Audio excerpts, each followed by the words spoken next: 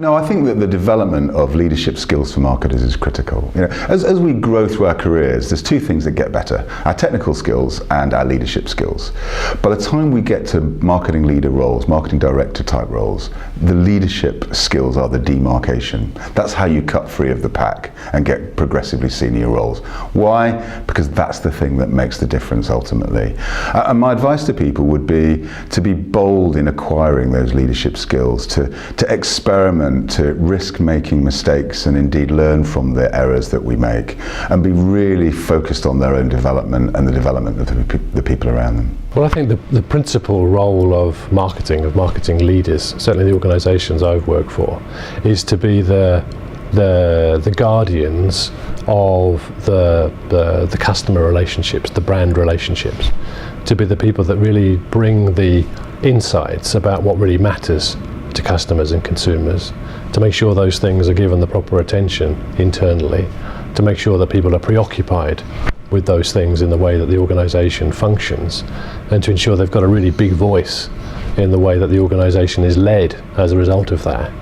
So the sort of leadership that I most respond to is people who talk about we're going there, people who are able to create a picture of where the organisation is heading, and in such a way that I can paint myself into it and want to follow.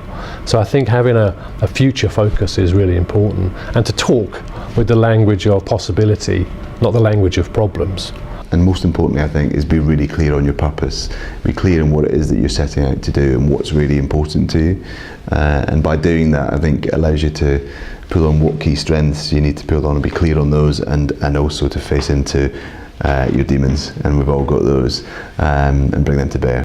In the sustainability area, I see the responsibility of the marketing function as finding the ways to help consumers connect with a sustainable lifestyle, but doing so in all that way those creative marketeers do, in that the customer also almost doesn't know they're on that journey, that they're on that journey because it's a better journey for them, not because we've given them lots of information and we want them to be better behaved. We're never going to achieve that. We need to create a magical, inspiring, better journey that makes people want to go to that new place, not pushes them in a direction because teacher says. For marketing leaders to be successful in an organisation, they clearly need to be good at marketing. So they needed to have been able to demonstrate achievement in their career. But I think, as well as being functionally a strong marketeer who understands their stuff, it is around how you engage and enrol the business in your vision and in your sense of purpose, or in your recommendation. For marketers to be able to successfully engage their board, they need to be bringing together art and science. I know very few boards that would sort of purely go along with a gut feel, here's an idea, how does that smell, does that feel right? I think most boards need to be reassured that diligence has been done, that there are some facts to back up what could be a vision or an assertion or just an idea, but I think you have to be able to bring that to life in a way that demonstrates how that is going to grow the business, or how it's going to change attitudes that will then drive behaviour, that will then drive results. So I think you need to bring art and science together. First and foremost, engagement is unbelievably important, because we've all seen completely brilliant thinkers come into the business and they stomp around and tell everyone how rubbish everything is, which instantly annoys everyone, and they're probably total geniuses, but because they don't engage, they just the system, the institution gets all the white blood cells come out and they just reject them. And then they don't stay very long and they get stroppy and it doesn't happen. So I think you have to engage people, and guess what? If you engage people, somehow actually they make it better. They're the guys that know how to make the system work, so they own it, and then it happens far, far better, faster, quicker, cheaper, whatever else than it otherwise would have. And then of course you then got to deliver some results and show the organisation that the work that you're doing is delivering for the organisation, that their efforts are paying off. So again, feedback to people that their work is of value. Try and be brilliant. I mean, you can't always do amazing things, but really try and aim quite high.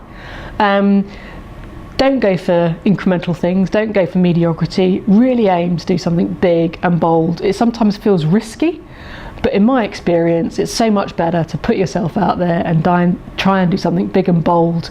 There's a very good chance you'll pull it off. So in terms of how we execute on the ideas that we generate, I think a lot of it is around focus. So being really ruthless about picking a few ideas that are the big ones and the ones that are going to matter.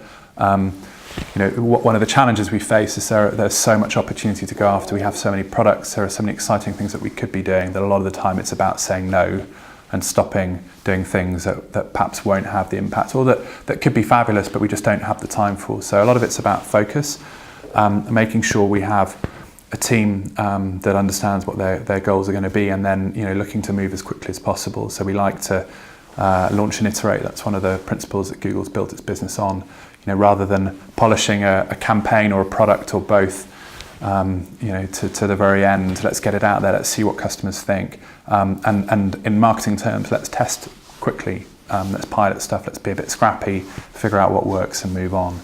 And so sort of pace and focus, I'd say, are the two key elements of delivering successfully.